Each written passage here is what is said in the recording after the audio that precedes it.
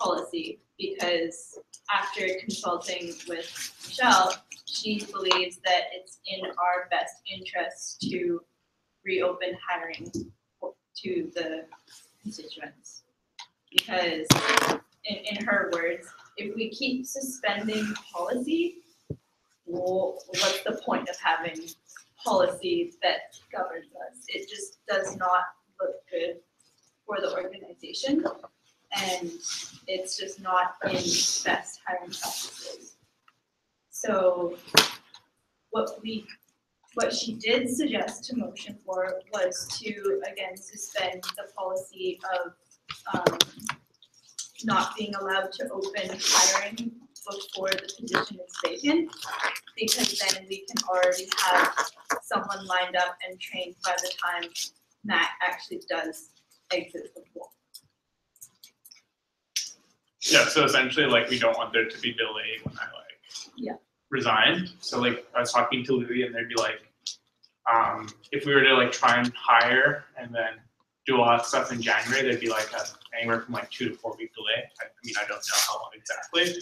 So if we can hire someone sooner, we can get them their signature authorized before the end of next term, so that when they transition, it's just like, oh, it's seamless. Yeah, like the biggest problem here is we can't, like I talked to Michelle about this, we can't delay hiring for 6 weeks until the new VP Finance is hired for the new council, because like the credit card and the VP Finance signature has to be authorized by the AMS for any one of our services to get money. So like for 6 weeks to be locked down with like no one getting any cash and credit card not being able to be used.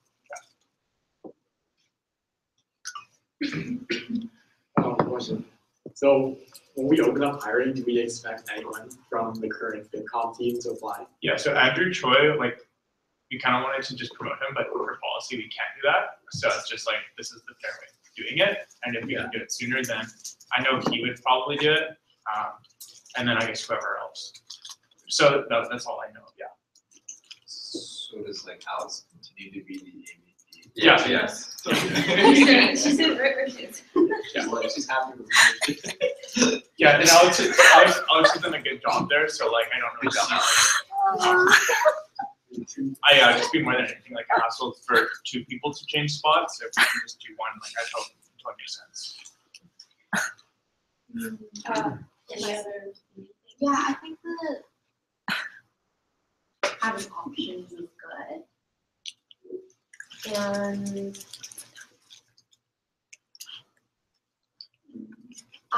we theoretically we do have options, like suspend policy to promote Andrew. However, Michelle and I both strongly believe that that is not in the best interests of the organization. However, it is up to 4. And I can read you the. Sorry, I agree with Michelle and Karen on this. Yeah. Policies, like the reason policies were created to keep our power in check so we don't do anything we want. Yeah, and I'm just saying, like, if I were a student, like, just amongst the constituents, and I saw that the CUS continued to suspend policy, I'd be kind of angry, and even just like people like saying the words like suspend policy, like some students might not even like read into like all of the justification, all the reasons why we're actually suspending policy. Like we might have a perfectly sound argument with facts that could be totally logical, but the fact that we are again suspending policy could anger them, and we don't want to do that. We want to do this in the most fair and just way possible, and that is to adhere to policy as best we can. Brian has something to say. I sort of quick kind of point of information. I think I got a little confused like when we were talking about whole policy changes and everything, but like we would still be voting on suspending policy, correct? We'd just be voting on suspending one less policy. Yeah. Like it's less severe in some sense because it looks like it's just like it's more open and like this is because by doing like hiring earlier as opposed to just like promoting someone to the spot, like it gives it more, there's like more equitable chance for like to participate in the process of like As opposed to us just handing people in, which is what that looks like in that Yeah, I think, yeah, I totally agree too, but I'm also thinking in terms of for other students, and I know that we shouldn't be biased or we shouldn't be, yeah, like see the situation with like everyone compared on like the same level, but it's even, I don't want this to be a waste of time for anyone. And I think that really, it could potentially look bad on our end, but I think that it makes I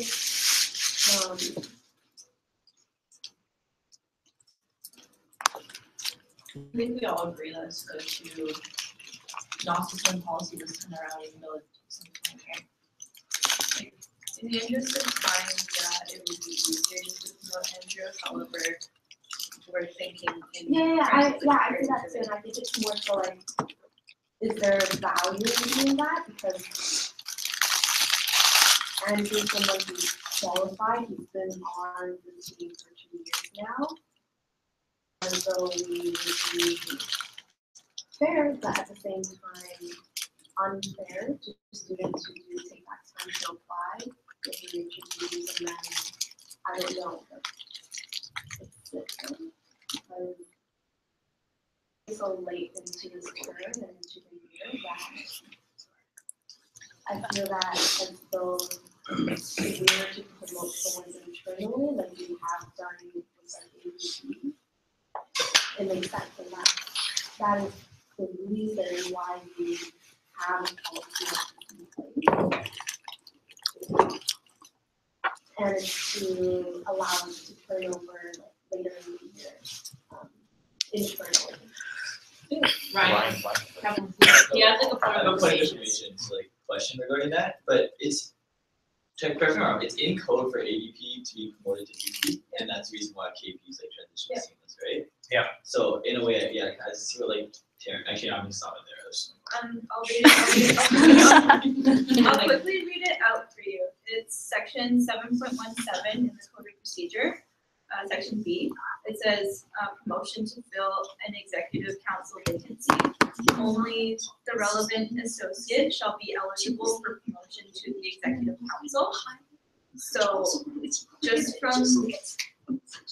just from how this is phrased, Michelle and I were discussing that this is phrased as like a limiting clause, so that is definitely there to put like a cap on the amount of like power and like internal like switching around that we do.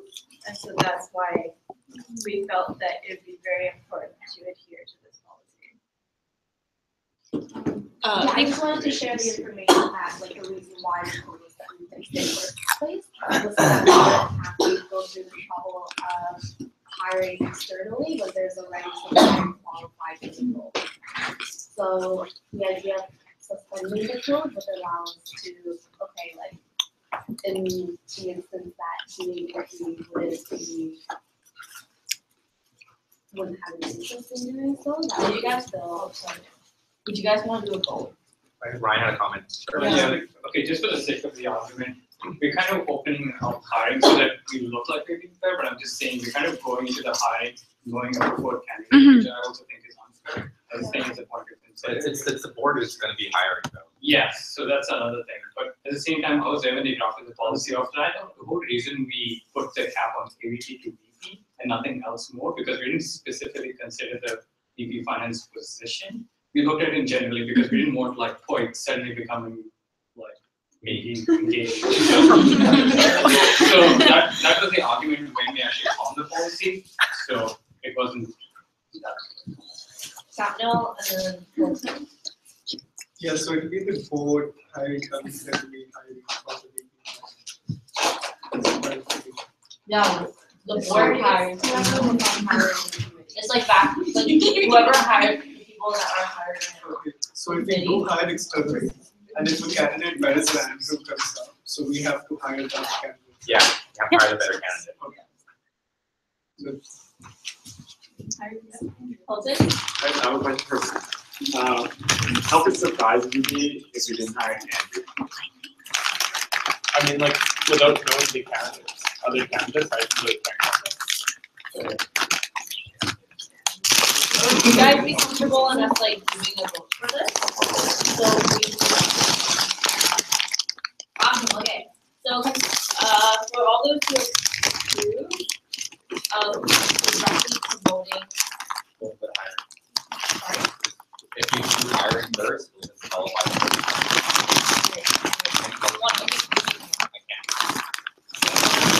Make the motion to open up hiring to reduce the policy because Matt is resigning.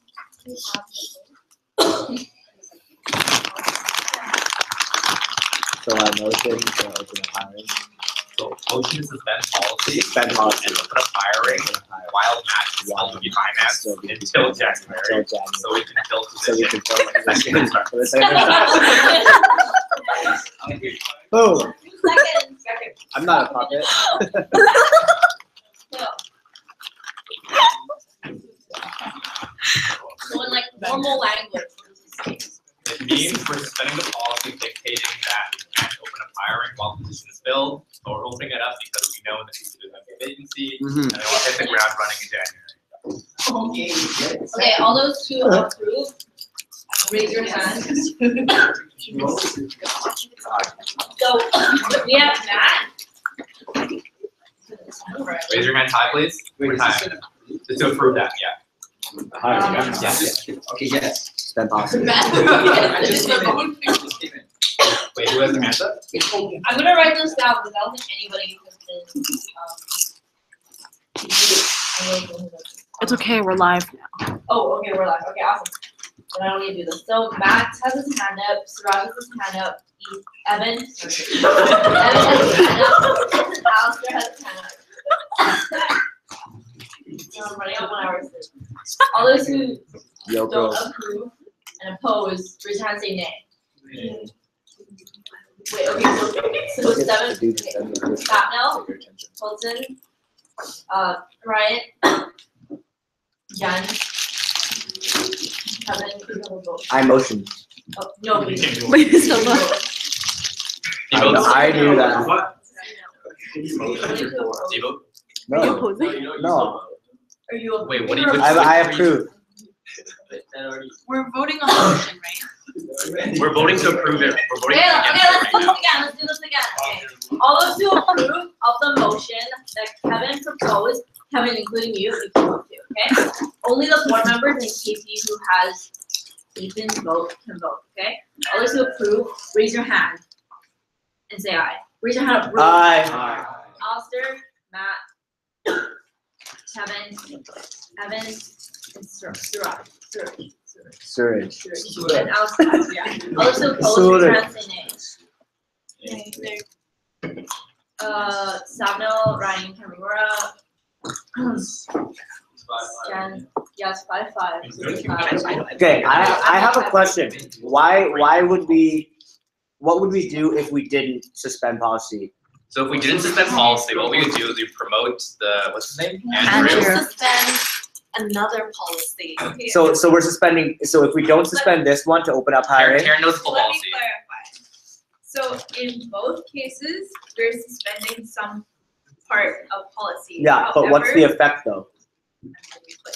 So if we pass this motion to suspend policy, it's the policy for hiring. The Yeah, one yeah, that yeah. says that we can't open hiring until the. Yeah, I'm aware of that, but what is the other one? The other one is suspending the policy that only AVPs can be promoted into the VP position. So then we could promote Andrew directly to VP and not Alex and like move everyone sort of up. Okay. No, we suspend the policy. Because the second policy that suspends would be the policy, that's the policy of AVP. But the second policy dictating that we can't, With the hire, that we have to hire. with the open hiring. So for the second one, when we directly, are you guys listening? When we directly hire Andrew, we're suspending 2 things. First of which, Karen just explained, we're suspending the fact that we have open hiring, and we're also suspending the fact that we have this policy that we made up last year that only allows us to promote AVPs into VP positions. But right now, the one you're voting on is like just open hiring. Yeah, when you're voting on, that's one policy. It's just like we open hiring, we can hire anybody. The other one motion would be to promote Kevin We haven't done this. and suspend 2 policies. So the people, Andrew, so the people who voted against the motion are wanting to promote Andrew directly, Yes, from what I understand. yes. which the people who voted for your motion, well said, because it feels like it's an abuse of our power. Oh, okay. And then the other side of the argument is that It's he easier for promotes- us. Andrew's easier for us because he may be the best person fit for. Well, I have a question regarding if Andrew wants to. He does want. He does. Well, he does want to. The bottom line is that Michelle and Taryn, who are the respective people for these types of actions, know it best. We just And have I think we should just go through what they're saying to maintain Mhm. the integrity. most integrity that we have. Yeah. Yeah. Like Andrew will apply, but doesn't mean that other people can't apply. Yeah. Yeah. So I think that's the idea behind. So I guess it wasn't clear enough before. I didn't know what the other option was. Yeah, Question. So when is hiring going to start exactly? It would happen as soon as we can because we want to get it like as fast as we can. And is everyone in the hiring committee there over the winter? It would have to you'd have to make sacrifices and also like Skype in for the interviews. yeah.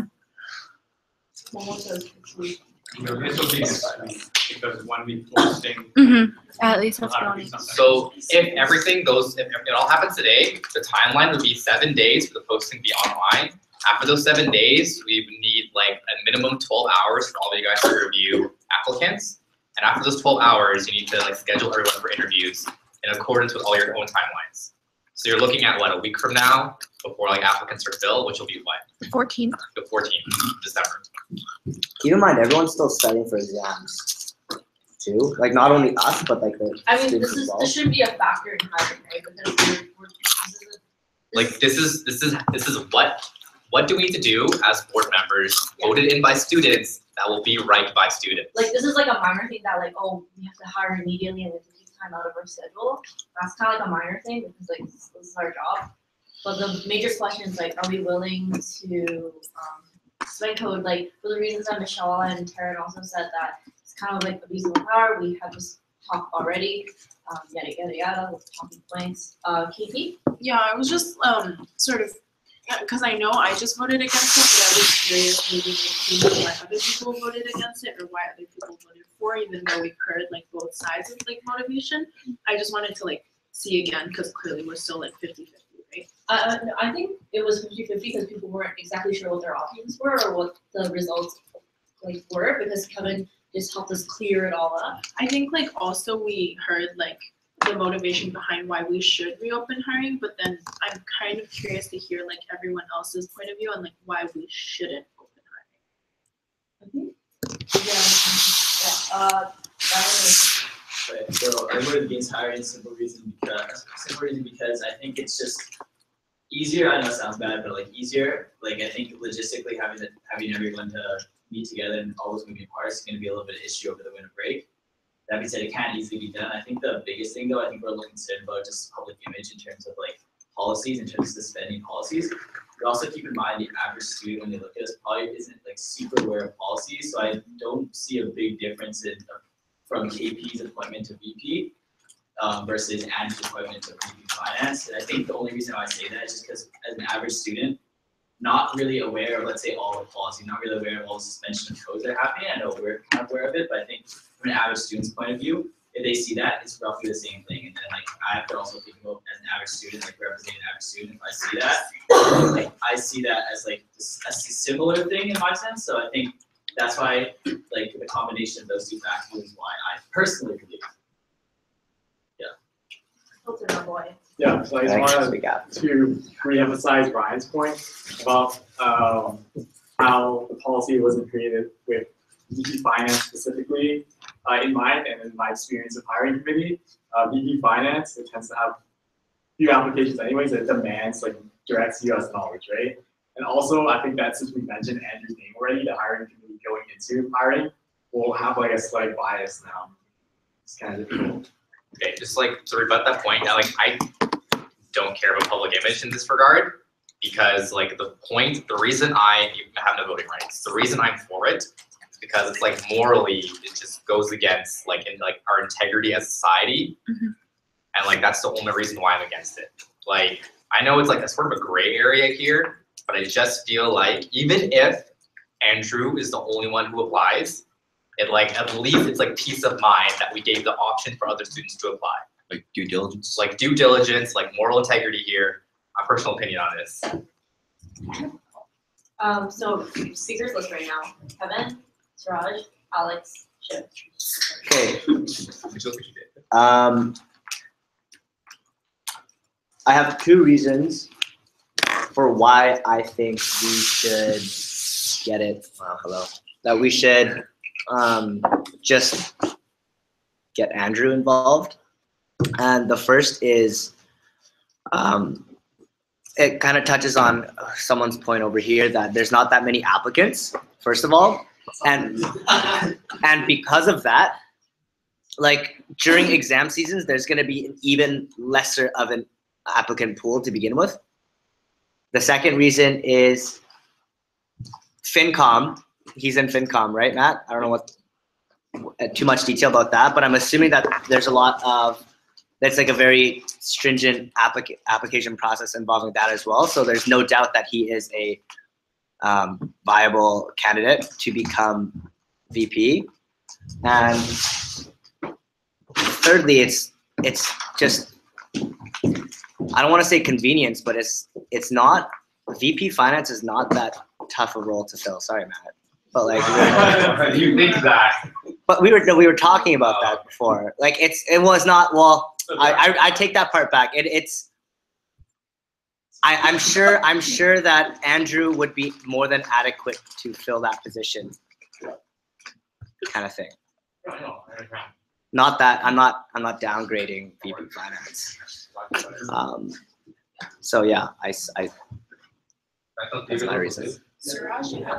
Like the only thing that I consider here is the liability of it. I know that Ryan mentioned that not many students know about it, but I think that even if one student were to come up and say that, oh, you promoted somebody, and like even if one person is to come up and say something about it, I think that makes us liable, and then we'll probably be in the wrong. So just to avoid that, I feel that we should open hiring, and like Adrian said, that even if he is the only one that applies, then that's well and good, then we don't have to go through the whole hiring process. But if 2 or 3 students do apply, I think that we're giving them that opportunity to be part of the role. And if they do end up being better, then we just hire them. So that's why I feel like it's important that we do open that up for hiring. Alex? I think like what Ryan was saying, the majority of students care about getting the reimbursement quickly, and that's all they care about. They don't care about policy or anything. So if the smoothest transition is of Andrew to get everything signed, then like that should also be something that you guys think about.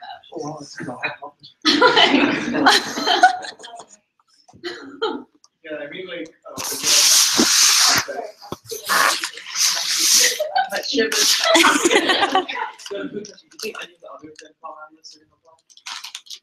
No. Wow. Okay. I can't comment on it, right? And I don't, based on like what I know, like I can't see, like I haven't seen anyone suggest like interest. So I'll let you guys know that Matt and I sort of brought Andrew along from the beginning, just because we knew that both of us were probably going to graduate. Yeah, like I don't know if we've that been gives you working, any like peace Andrew's of actually mind. taken on like a more like substantial role, just because like he's like knows how to take on more challenging tasks, and like he did it last year, and he also he like did a similar thing with the Model United Nations, where like the VP resigned halfway, and then he took on that role. So essentially, he filled my role for like another organization. So we've been like working. Andrew's kind of like had like a little bit more challenging tasks throughout the year to work on, because like we knew like we didn't want to give him the same stuff he did last year. And that's so far been like a good, like, positive experience. So just to add to that. And that was shifts. What? Sapno. Stop now. Oh yeah, I just want to say like again, you have to like rehire someone, and then they have to get familiarized with how the COS works, that's gonna take some time. So Andrew already has the experience, and it won't take that much time to transition. Yeah. Just considering that as well.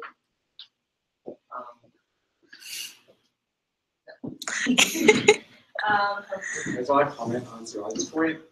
I think most board members would be extremely comfortable explaining to a constituent why we're making this decision. I think that they wouldn't be in disagreement of the logic. Okay. I think that. Or,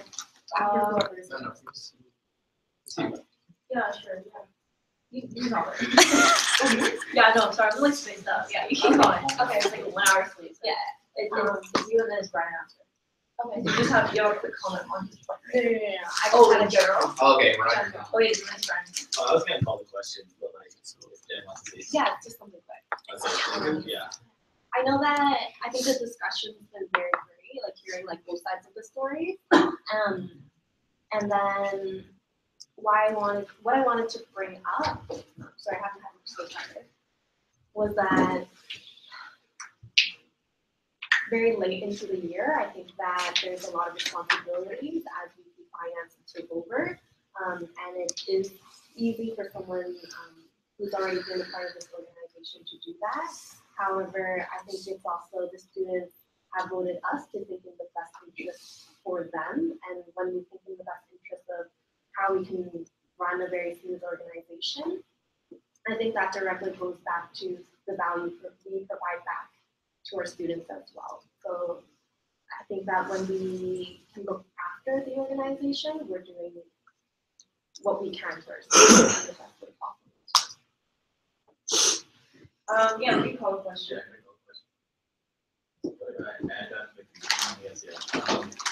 I'll say motion to, actually I'll say motion to open up hirings, suspending policy that we.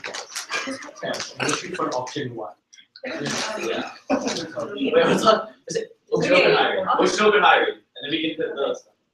You guys will not. Yeah, sorry, I just had a question. Or do we for sure have enough board members to do the hiring within the next amount of days? Is that our right now? Like, we'd have to figure out time schedule after that. Yeah, because we have to work around that schedule rather than the other. Like that, I just like, I personally don't think like the schedule of ease is like a justifiable reason Yeah. to like I just be wanted to check as long integrity. as the board is like okay with it, then They're voting on it. So, well, yeah, I mean, there's people who are in the hiring committee that have been like talking about this because we've had experience being on hiring committee. But yeah, agreed with what I personally agree with what you just said, that this should be like a factor. Influencing the decision. Yeah. Yeah, call a question. I have to say the policies, like the specific policy on suspending. Just say motion for option 1. Okay, a motion to reopen hiring. If you, who seconds this motion? Stated by Matt Chu. All those who approve of this motion, please raise your hand and say aye. Those that apply, Maddie, Evan, Suraj, Suraj. Sorry, Suraj, and Alistair. Yeah, all those who oppose, raise your hand and say nay. Nay. Okay, so KP, Hilton, Stapnell, Ryan, Jen, and Kevin have voted to oppose. So anybody who abstained, seeing as there are none, this motion has failed. The next motion would be to suspend. The motion would be to suspend the first policy that the EVPs cannot be promoted, and the second policy would be that we have to reopen hire whatever position is vacant. And then we have to make a third comment saying to promote Yeah. Andrew Spolter And Troy. and Joy into VP Finance. Someone's voting right. Motion. So the motion is to suspend parts of the code. First, to suspend the part where we only promote EVPs to VP position. The second one to suspend on, what was it? Suspend the policy that we have to reopen hire whenever there's a vacant We won't position. be reopening hiring anymore. Yeah. Yeah, no, That's already taken care of. I'm Troy's another thing. So Jen has motioned it, somebody seconded. Suraj seconded. All those who approve, please raise your hand and say aye. Raise a high. Aye. Jen, Sapno, Colton, Frank, and Laura. Yeah. Yeah, okay, all those who oppose, can you raise your hand and say nay? Previous people who voted to approve the other one said nay. Any abstentions? Seeing as there are none, the motion has been passed. Second motion is to promote Andrew Choi to VP Finance position. Someone please make the motion. Motion by KB, seconded by Maddie. All those who approve, say aye. So we have Riza high up. Maddie, KB, Hilton, Sapno, Ryan K, Jen, Kevin. Kevin, are you a yes or no? This is about the same thing, right? Yeah. You're voting Andrew in now. All those who oppose, can you use your hand up high and say nay? Kevin. Evan, after. Okay, any abstentions? Why are you? Just don't be. Yeah. That's fair. That's That's fair judgment. Suresh has abstained, and so the motion passed and Andrew Choi is officially the VP Finance. When Matt January 3rd. officially resigns on January. Sad claps. Okay, all right, so moving on to the next item on the agenda, which is finance portfolio vacancy. Matt, will you take it away? But that was it.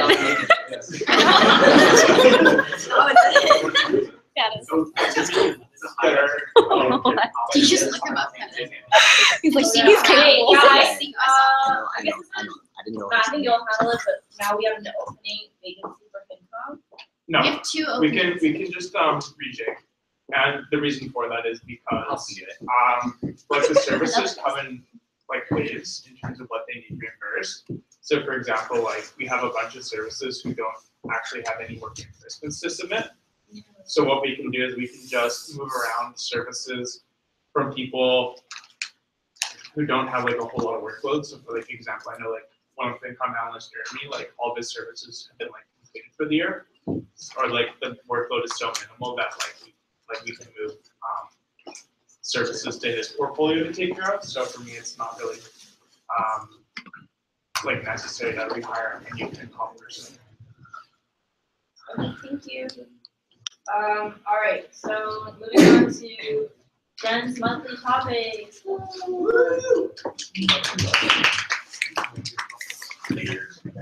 Oh God. Can you push? Jen, No.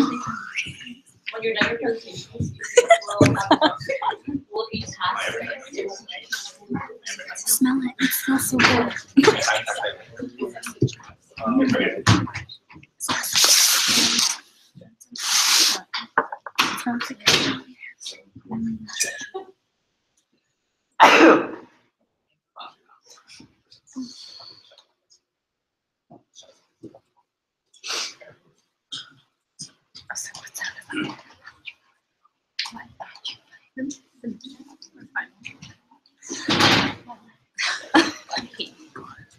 I like you to Anxious.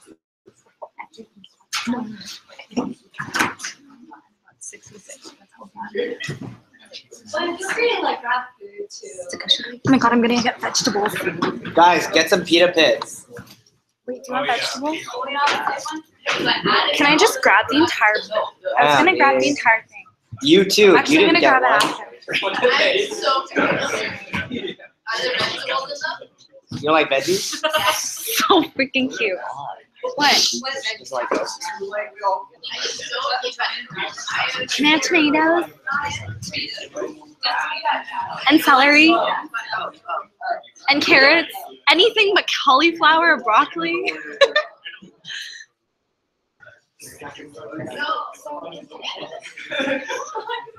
Next time,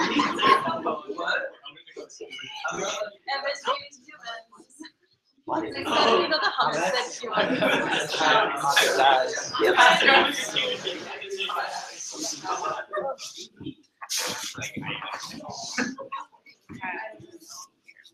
Wanna sit with me? Yeah. You wanna sit here? I'll just be sitting. Not listening to you,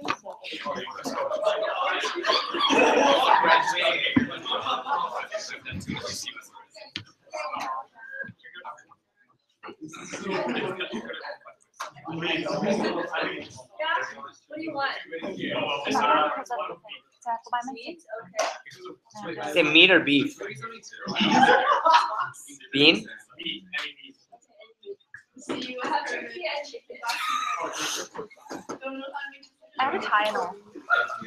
So we have two presentations today, and the first one will be about CUF topics, and it's something that I brainstormed and I talked to some of the board members about already, so some of you may know what it is.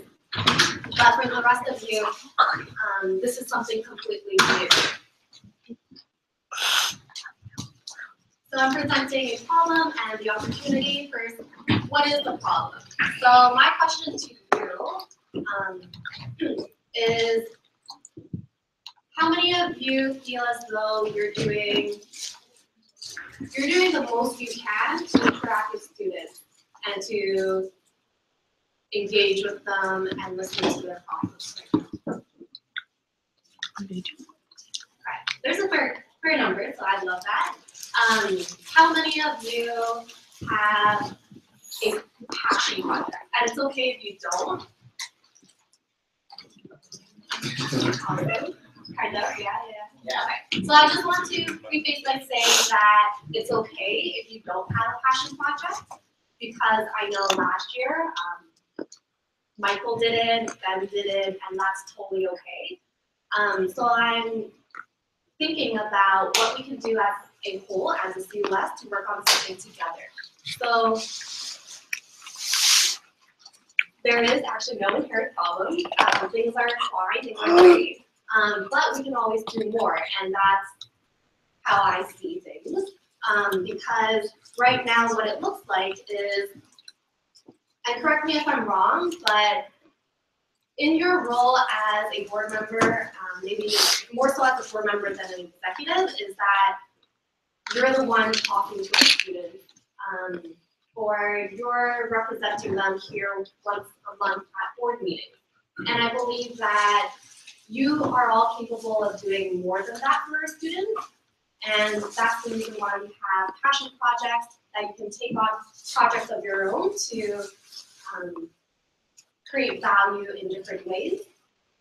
However, not everyone might have a passion project, and so I think that this monthly topics is an opportunity for us to be unified in a certain topic each month, so that we can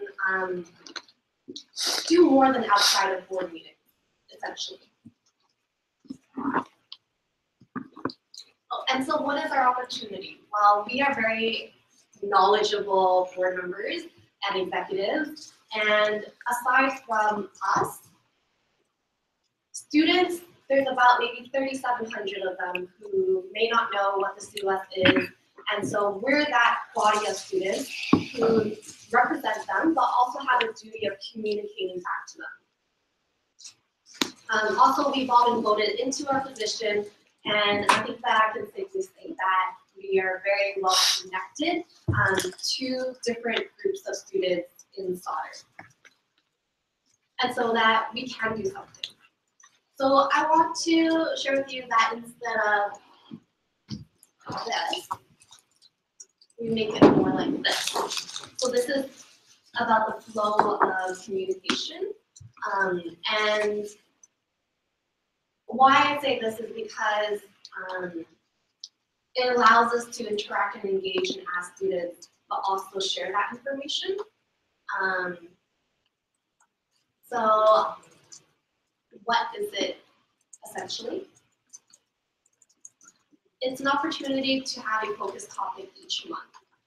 And it's everyone on the CUS, whether you be a board member, executive, AVP, it doesn't matter. But the idea is that we would have a topic that everyone has agreed upon previously so that we can either advocate for it, educate people, or gain insight from. So that allows us to, outside of our board meetings, go out there and engage with our students on topics that we might not otherwise bring up in our normal day-to-day conversation with our peers or people that we might meet.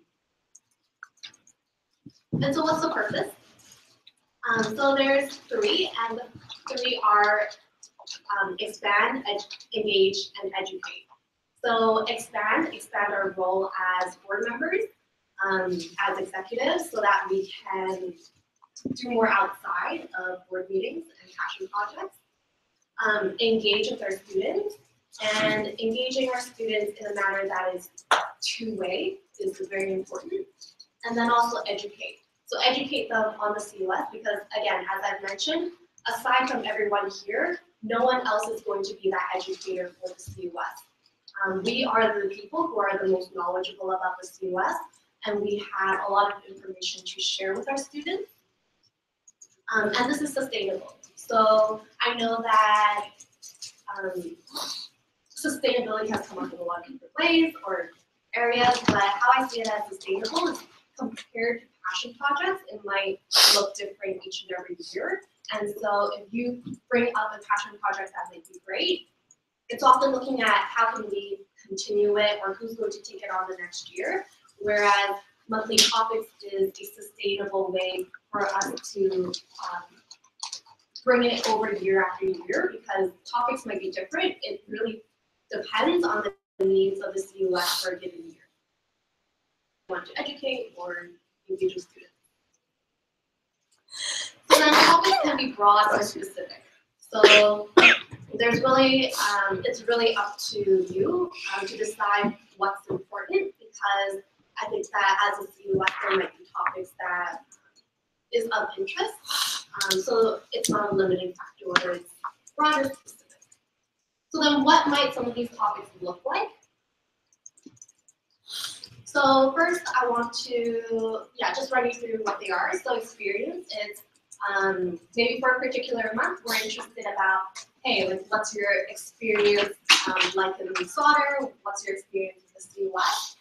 So it's really drilling down and asking our students what they feel is also missing about their experience with the BCC. So this was something that was raised maybe earlier this year in March, and it was how can we share information about the BCC and let students know on a peer-to-peer level what opportunities are available to them? Because hey, like let's not forget, like $50, so 20% of our student fees directly goes to the BCC.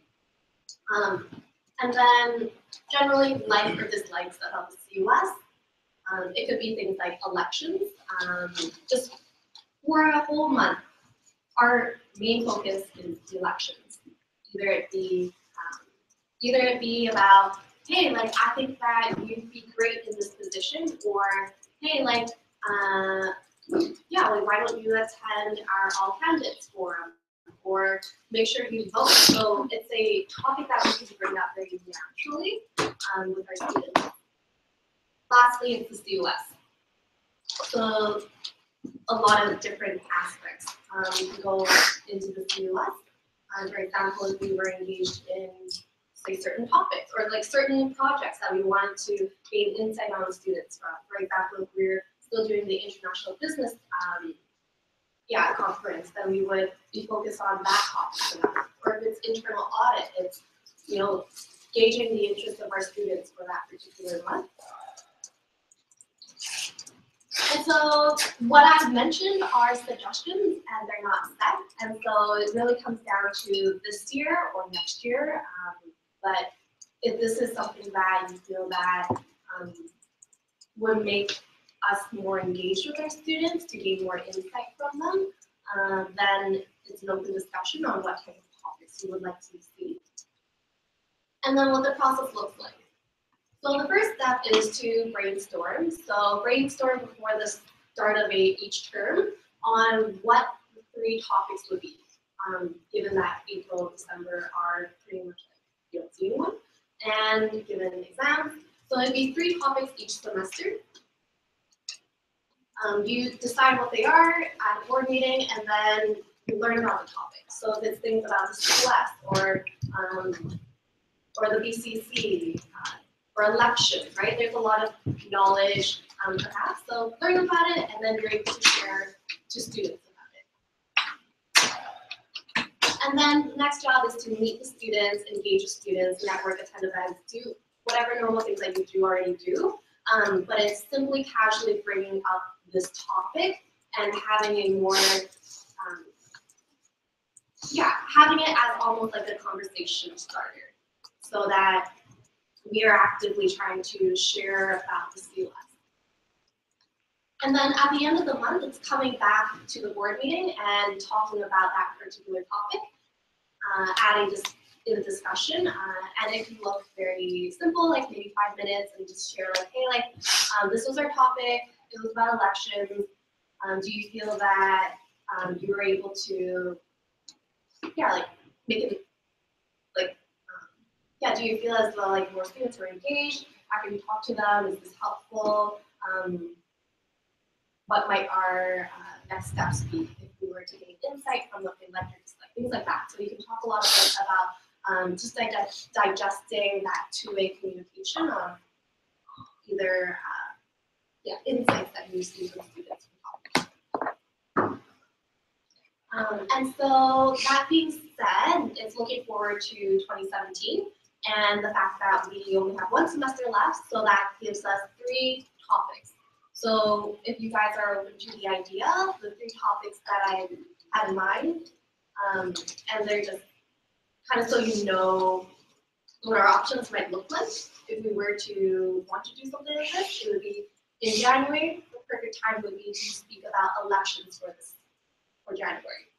And I mentioned it before, but talk to them, encourage people to actually take part in elections and do it through word of mouth or through communication, whatever. But last year we weren't unified as a CUS, and it was very, very sad to see that not a lot of the positions had as much interest.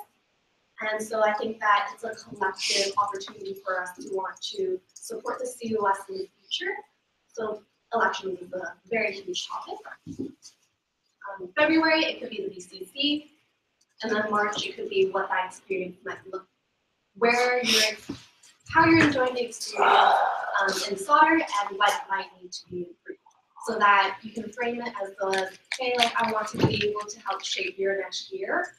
Even though I'm turning over in April, we want to be able to share this knowledge with the new incoming CUS board members. So these are some ideas. And to summarize, it's about expanding our role as a whole, engaging with our students and educating them about the CUS. And in doing so, we are able to create a sustainable impact that people are able to, or the future of the CUS can tailor to their needs, while being unified and in supporting our mission of building relationships with our students. So that being said,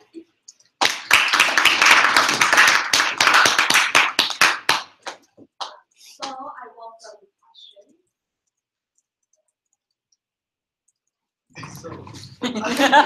How cute. So this is just like casual conversations with anyone. Yeah. And is there something that you want to like note down, you want to mention to our members? How do we keep track of it? Do we have a platform where we like note down stuff that we have in the conversation? Or yeah, I think that's a great idea. Yeah, I'd be open to like something like that, or you can individually do it. And the idea is like you come back at the board meeting to share what the insights were, but you just do that. Or in general, it's like it leads you to something else. Because I think that a lot of it is also, for me, I only talk about the CUS if we have like an event or if students come up to ask me about, oh, what the CUS is. And I feel like we should be more proactive proactive in a way about like what, like, you know, like you can communicate that to them.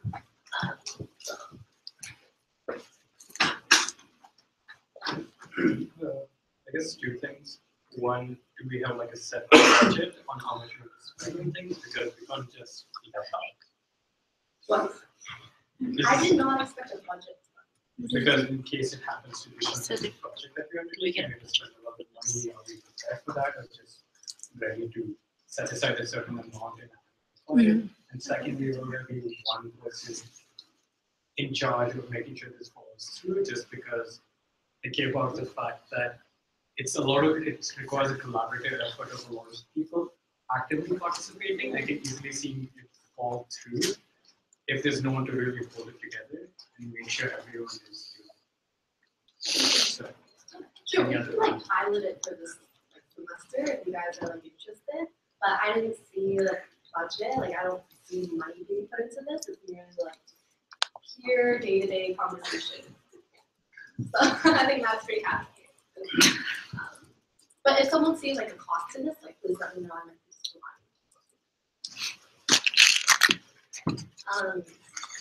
I'm not sure if we like, I don't know what like. So it wouldn't be like if you want people to just do it? No, I just like, because it's not just me doing this, right? I want to be able to share this idea with you guys and have you guys be on board with it. And I don't want to force you guys to do something that you don't want to. So that's why I think that it's important for you, like all of you, to decide like maybe it's a vote, like whether or not you're down to do something. And whether you feel comfortable maybe piloting it for term 2, because the only chance we have. And if it's good, like, okay, we can review it at board meeting and turnover. I think that is something maybe either the president or the chairperson can take over. And like, I'm always down for more engagement. I think it's relatively easy to do. And then I think, Oh, you guys feel good? Yeah, nod. Yeah. Nod if you're good. It's just like a planned conversation if you're trying to. Yeah, like easy conversation starters. Like this is something that gets you. Yeah. I think it's a great idea, and I think it really will help everybody think of ways to, like, especially their year reps, to think of ways to talk to their year about like initiating more awareness. But I think Samuel kind of talked about like what the reports will look like, if it's gonna be like a forum kind of thing. Like in regards to like getting feedback, because like you wrote like 4 steps, and at the end you were like report back. So what was your response regarding that? Yeah, I just first saw it as like any other discussion item, and like you would throw the monthly topic as a discussion item, and then you share your insights. Okay, and with that, I think it might be better actually to like write something concrete down so that we keep good data, and it's not just like, oh, from the top of my head, or like my friend said this. Rather, we get different people each time, so we make sure we're not just like asking friends. And on top of that, like with regards to that, I'm not sure how feasible this might be long term, because like, you know, with the internal newsletter, people like forget to fill stuff out like that too. So I think we have to get like full commitment from everybody before we do something like this. So I think it's a good idea, and I think something we can definitely pursue. But I think the only concern I raised is that we have a person who's 5 minutes, a lot of time, a lot of like same references and same points. So I think if we can kind of what you guys were talking earlier, compile and consolidate everything under one doc, instead one person just kind of reads off, okay, this is our topic. Here's some of the things we found for our students, X, Y, Z. So then if you get the information, all the information out, like in more digestible and fast manner. At board meetings, instead of having like each person go up individually, we just have like a mass conversation. Like, what he's trying to say is have like actually like the initial assessment of like the monthly topic. One person can just summarize all of the points that everyone came up with, and then the whole like board exec can discuss those points. Yeah, I think that's a great idea. Okay. Yeah. Yeah, I was thinking we can use the internal newsletter for this.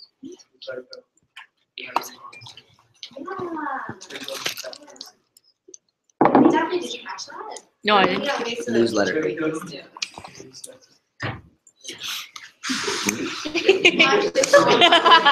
For you. So maybe it's like adding like an extra line. Because Amy and I and like Liam came together and we were going to like publish newsletters so that everybody, like all our constituents, can see what we're doing. But then we talked about maybe like promoting on the CUS newsletter for all those who want to read it. They also get a subscription, so instead of like we send it to everybody who might not want this every week. Just like I swear a lot in my letters. yeah, no, I edited it. Oh, Yeah. Obviously didn't read it. Some of I know like some people in the board like don't even read it because they're like it's the promotions or something. Please read it. It's been a lot. I'm begging you. But because of that, desperation really hits when you're in third year. But we're talking about like letting people know that such a thing exists in the newsletter, and so they can just sign up for it if they want to be a part of it. So that's kind of what was happening, but it's been put on hold. So will be cool if we want to do it with a monthly topics. Cool. I think that's good, and then we can move over to the next presentation. So the next presentation is the last one, and I invite all of you attendees. Just join me on here. Wait a second. I think just make it a for like. We're singing Christmas Carol too, right? Christmas Carol, yeah. You're still a part of the team. I got it. Are you guys singing? What Christmas Carol are we doing? Are you singing? Yeah. Fuck yeah.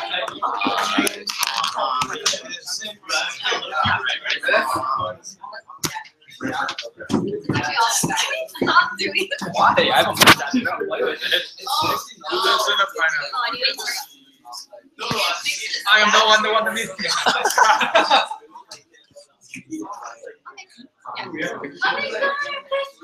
Oh, I thought we were Caroling. Are you not No, we're caroling? not caroling. I actually thought I'll wrap for you because I got a recall preparing for this. I am the one.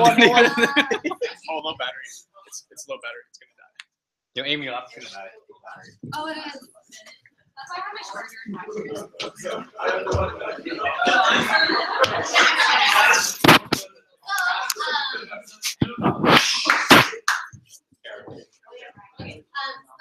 I'm very, very excited to share with all of you the accomplishments of the CUS that you have all been very much a part of, but it's largely due to also these guys. So I'm really happy on how they've been handling all of their services, and they give them so much support and so much love and all of that. You the real but I'm not going to share too much because it's really like them, like their chance to be able to. But you're the first, yeah. Okay. Sure. Okay. So it seems like my stuff isn't like necessarily on here, and that is my fault. But I'm just gonna go through and run through everything that I guess has been done. So as you know, it's been a while since. Probably been about a month since I transitioned in, and I did talk a little bit with Sam about the milestones coming from the past as well. So maybe I'll just start by running through each of the services. So CMP this year, they implemented new office hours for their students, and that was a new thing. And they're currently going through remodeling their training and looking for more resources to better support the academic consultants. JDC West, they currently raised about $40,000 for charity. So that's really good, and that's probably, yeah. So they're actually getting their donations matched, which is good as well. Class liaison, they're officially settled and they're transitioned into their roles as we just rehired for a new class liaison director. And for CCC, we recently finished the CUS CCC case, which is something that Galen and I are working on now, and we've set the date for February 16th, and that's when CSCCC CaseCon is going to be happening. Really successful semester with KPMG practices, and next semester they're in talks with McKinsey, TELUS, and a couple other companies as well. And for Exco this year, they went through a full rebrand, and for term 2, they're working on travel kits to explore with Exco. So that's really cute. And then in addition to that, I've just been, I guess, working with Galen and like onboarding ourselves together and getting to know each other. So hopefully that has been satisfactory. And also with AMS tutoring this year, we added Fox courses, so concept courses for Fox students.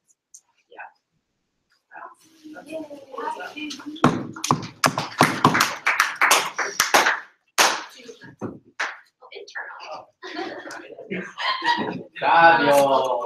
Look at that silver skin.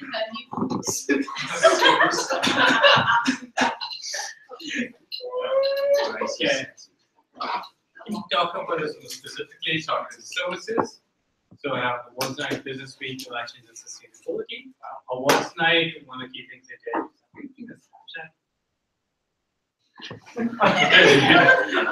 Awards night, they changed up the evaluation criteria so it's easier to use, and hopefully the people on the awards committee agree with that. One of the things, they already got 6 sponsors already. Usually nothing really happens with awards night till term 2, so the fact that they've got things running and you're able to get sponsors so early on is actually really good. And generally, Betty's also talked about it. She's happy there's more awareness about the awards committee and what they really do. As for business week, they did have a few hiccups here and there. They had people drop in a collaboration, so they had a few empty spaces. But still, overall, they had increased attendance for their events this year, and that is really good. They had some super successful events. So super successful meaning we probably had like 30 people on the wait list at least. Wow. So really good stuff there.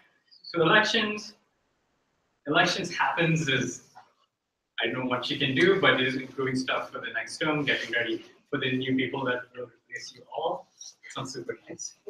As for sustainability, one of the key things Adi was really, really happy about was the team culture he was able to foster and how he's able to bring people together. And other things I really want to highlight that he actually able to get 3 keynotes for their conference, and they were all really good. Received like literally 100% positive feedback in, like about the keynotes, especially.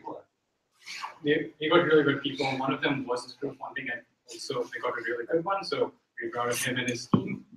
And overall, they received much more in sponsorship because he really pushed his team to get stuff. Like only he got close to 10K compared to what's about 6K last year. So good on them. Give them a high five or whatever.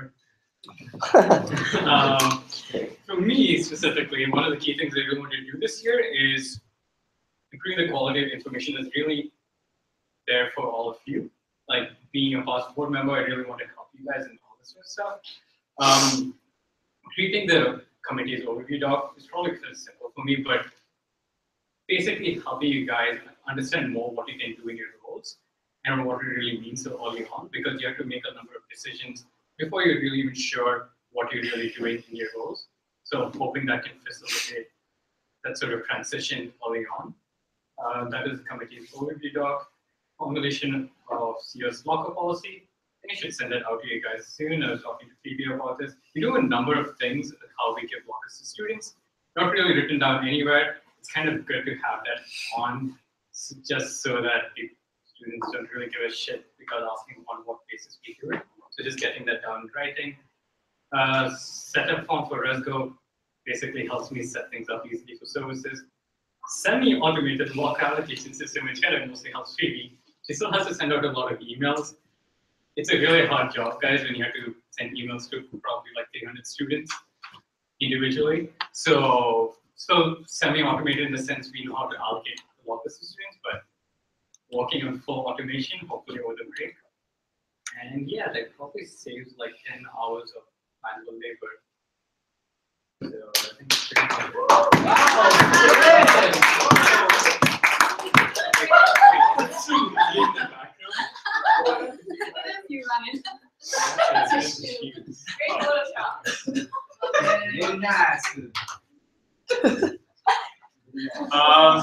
Yeah, so I mean, on my end, I think the most substantial thing was cutting the budget, $100,000. The reason that's important is because you can only run certain surpluses for so long. So what this means for future years is that the COS can continue to maintain a positive account balance, which is one of our fundamental, I guess, obligations to the All-Emitter Society from a finance perspective, as well as the fact that we were able to find things that we were just spending money unnecessarily on. So I think that's important too in terms of maximizing the value that of each dollar that the student contributes to the COS. So that's important. One of the things that I came into this role that I want to do is I want to establish meetings amongst the Finance Commission. The feedback that we had received last year had suggested that the team didn't really feel integrated. They'd walk by each other in the hallways and they wouldn't say hi because they didn't, like, as much as they knew they were on the FinCom team, they just didn't have that, like, engagement with each other. So not only creating a team environment, but also being able to share information, which has resulted in the Finance Commission better understanding problems. So like if one person experiences something that's unique, then everyone else becomes aware and is more prepared to address that because I can talk to those meetings. So that's why the Finance Commission meetings have been important, and they've actually been a great way to build community within the portfolio, which has been really exciting. We talk about non-finance things too, which is really awesome. And everyone really enjoys those meetings, which is great because sometimes that's a challenge. The last thing, and Adrian will kind of touch on this as well, this was like a joint project. We created criteria for special project funding. Yep. So that we can better allocate that in years to come because that budget's going to shrink, probably in consideration of the fact that the budget has to move. And I guess too on top of that is the fact that we've recognized some things are recurring and we might just need to budget for them fully anyways because they are critical, and perhaps that was a knowledge that was just assumed on the basis that SPF would be a large amount. And that's not an assumption that we can use moving forward. So given that, I guess, analysis of the SPF fund, we'll have a stronger and more effective use of that in coming periods of time. So really simple on my end, and I guess the next person can take. Wow! So in terms of our conferences overall, in all the conferences, we really see year-over-year growth in terms of sponsorship, in terms of people signing up for the conferences, in terms of just like workshops that they're hosting. So that's a really good thing. I think one of the real key things to note is that, especially when it comes to conferences or sponsorships for these conferences, instead of having the team have a dedicated corporate relations team that's really going out and pursuing sponsorships, a lot of times what's happened like this year especially is that sponsors are coming up to our conferences and they're asking to be like sponsored, and it's kind of just how the conferences have established themselves in past years. So specifically in terms of conferences for this year, Imprint's been able to really confirm some big name companies for sponsors for their case competitions, and they've already been able to run 2 successful workshops that have exceeded past capacity, and they're also on track to really exceed last year's conference attendance. And same goes with NSCC. For this year, the cool thing is that for the keynote, they've actually secured the McKinsey Global Managing Director as the keynote. So he's a UBC alumni, and it's really cool. He was supposed to kind of be the keynote last year, but he had a surgery or something. And but yeah, NSCC is also on track to really exceed that attendance. And I think something to really note is that all of these conferences are really growing. And for example, Top 40 grew to having more professionals, and on top of that, they also increased their venue. So it's not just Top 40, a couple of other conferences have also moved to bigger venues. So that's a good sign that these conferences are really expanding and they're growing. As well as that EMP is taking in more mentees and they're growing. And again, same thing with like sponsors. The mentors are actually coming up to EMP and they're kind of telling their other professionals or their friends to kind of join in and mentor. So there's a lot of kind of interest of professionals reaching out and wanting to get involved. And yeah, in terms of on the executive side, all of the above is kind of applicable to me. I think that we've seen year-over-year growth across all services, so that's a good thing.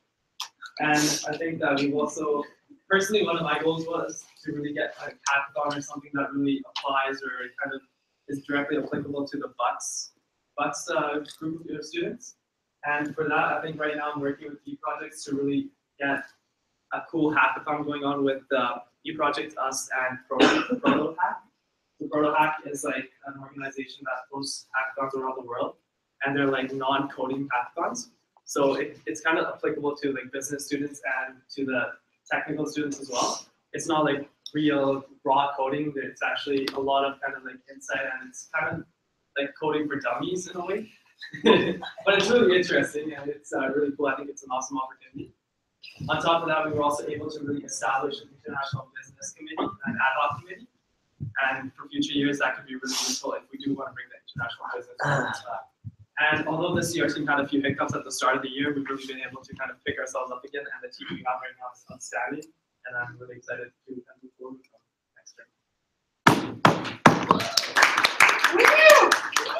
Okay, starting off with VM, I think VM did an amazing job this year. They held their first event of the year, Photography 101. And, they actually will be hosting the Photography 102 next semester, so I'm really excited for that.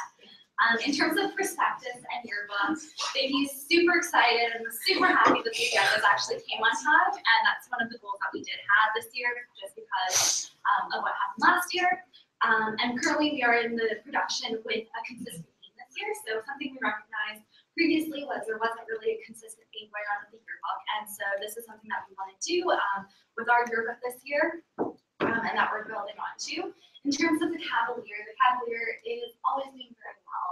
They've actually produced 2 copies, 2 physical copies today, but they will be producing, I believe, 1 more for next semester.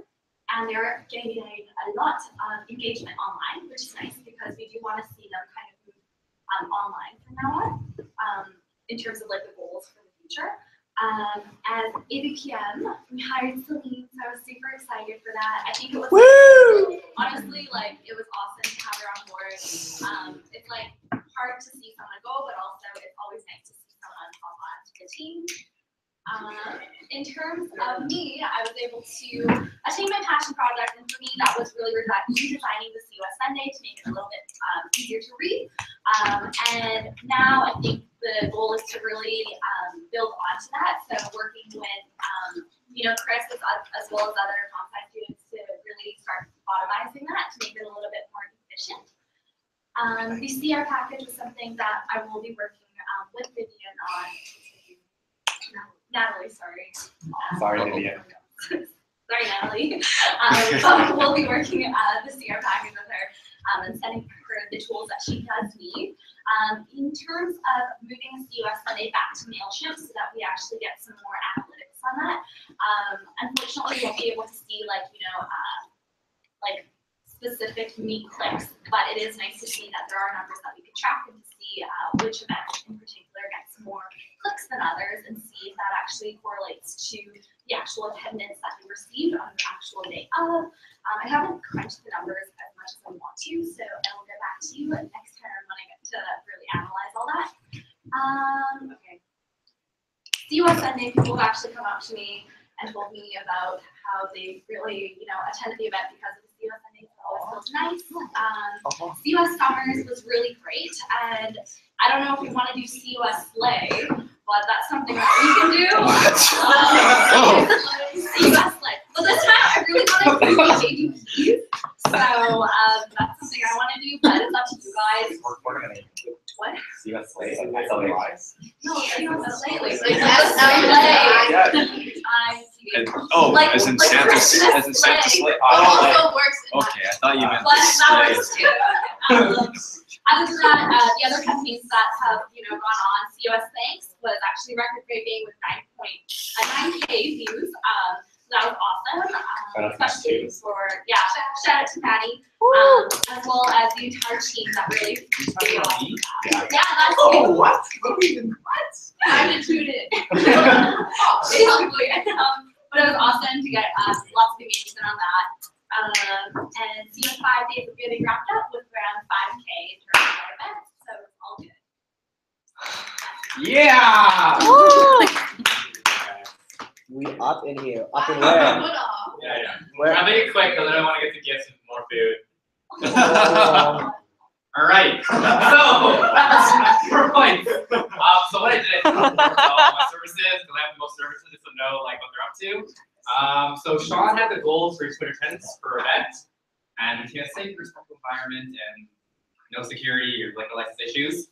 Achieved no intervention of security and didn't lose a license. Yay. He said he failed because he didn't reach 200 attendees per event, but that's okay. And his also failure was witnessing the travesty of a shotgun resulting in the kid puking a garbage can. And he says he shouldn't have provided the shotgun and should have picked a better candidate for the shotgun. I agree with that. And then I asked him what something he's really nothing proud of, and he said the bar crawl was really lit, and they raised over $200 for lights for kids. Cool. First Soko.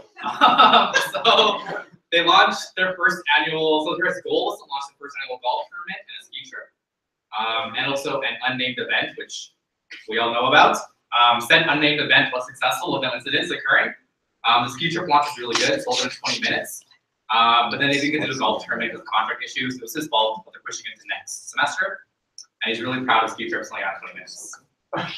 For Huey, so Alex is right here. Don't worry, I made sure to get Alex. So Huey's goals were to, get their entire team on board, build relationships with new sponsors, previous ones, and really succeed in DIY succulents and foodibles. They achieved all of that. They also surpassed their sponsorship goals, which is really cool. They said that they could have worked on making a better team environment and auditing sex ambassadors, and they hope to work on that next semester. And they're really proud of their care packages, and they said it was hellamom.com, #CRMoms. On to grad night. So Winnie's goal is to hire her team and get things started. She said, yes, I hired my team in the midst of trying to book into a hotel. And she said she failed nothing because they just started it. And she says, I said, what are you proud of? She says, I need to get back to you on that. You never did. On to Slaughter Sports. So their goal was to improve attendance classes and fill 2 buses for hiking. Hiking, yes, they actually exceeded capacity for hiking, which is really exciting. They failed classes, and in fact, they cut down on classes, but no one came to them. And they're really proud they got for people. They climbed the cheat and didn't lose anyone. So CISA, so their goals were to expand these likes, plan to do dinner. I know I meant one event a month. Yeah. They got 600 likes. They got 1 event a month was achieved, and they expanded dinner. They failed nothing because their whole team's amazing. Then they're what they're proud of is the dinner was expanded, true success. The dean, BCC, and other profs took photo at the thing that have a photo booth. Yeah. Connected. His goal is to match mentees and mentors. He said it was hard and he had trouble sending emails out. His failure, he says he wished to start things earlier in end of September, and got the ball rolling quicker. He said he's been proudly welcome event. CCP, I don't know who this guy is, but I think the picture is hilarious. So they wanted to increase awareness within the Slaughter community. That's blah, blah. The guy. I know her hoot blast. Oh, that's Clay. That's Clay. And she wanted to find a way to retain what's portfolio because they do restructuring this year. So they wanted to make it work better with a smaller team. They said they met most of their goals, but they're trying to work on expansion and scope because so many people know CCP. They said they're proud of raising over $1,200 for charity in 2 days. Pretty cool. And putting over 500 packages to the homeless that connected, and CCP went out to Oppenheimer Park, East Vancouver, and hand those out. First year committee. So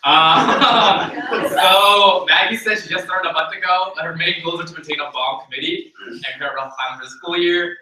She said, yes, I love bomb committee, and we'll be planning 5 total events this year. Then she listed them. She said, when I asked her when she failed it, she said, I just started a month ago. What have something she's really proud of? Well, we just started, but we're proud of our cute little mason jars, and she's proud of her crystal tree. She says, it's $10,000. Wow, savage! Of course it would come from Adrian's portfolio. Alright, on to Eileen. I love you guys. So her goal was to help me find events where students come closer, find a couple. Survey was a hit. I added it. The survey did really well. 200 people replying to it. Failure. Nothing for November. And I'm paraphrasing here, but I said we type. She said something different. Cool. On to me. So my goal was to increase engagement board and exec. See with coffee chats and criteria, which Matt did talk about, and attend as many engagement events as possible. Coffee chats are actually all I leave in Hilton. I just told them to do it. Decision criteria did real well. I also like to put up fires left, right, and center to try and help us do as much as I can in terms of brand imaging. Failure. Monthly games didn't really pan out. Daphne's still in the lead for that. So I only missed Lisa's Thanksgiving event. However, I did come to say hi at the beginning. And I couldn't attend CCP Soccer Sports or any SoCo events, which is the only SoCo event was an event I cannot talk about. But I was able to attend every single Huey, Points, and Connected event. And it's pretty cool. That's it. Yeah. Woo!